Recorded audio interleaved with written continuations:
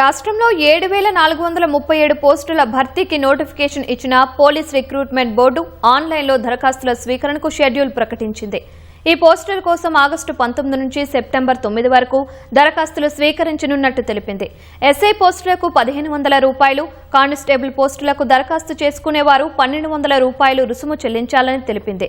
SC, ఎస్టీలకు ఫీజులో 50% రాయితీ కల్పించింది.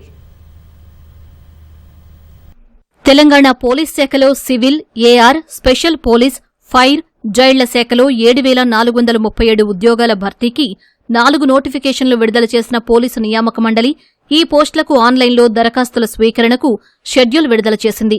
ఈ నోటిఫికేషన్ ద్వారా civil SI 148, special police SI 44, AR SI 14, TG SP SI 12, SAR CPL SI 3, fingerprint bureau SI 23 పోస్టులను భర్తీ చేయనున్నట్టు జూలై 29న ఇచ్చిన నోటిఫికేషన్లో పోలీస్ రిక్రూట్మెంట్ బోర్డు తెలిపింది.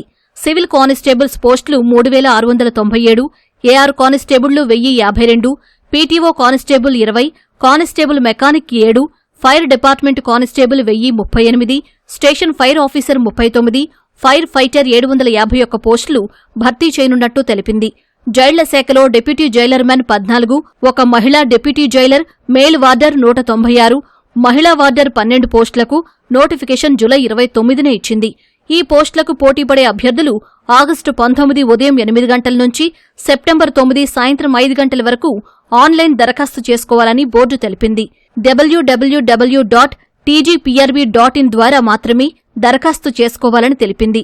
ఎస్ఐ పోస్టులకు 1,500, కానిస్టేబుల్ పోస్టులకు రూ1,200 దరఖాస్తు ఫీజు చెల్లించాలని తెలిపింది.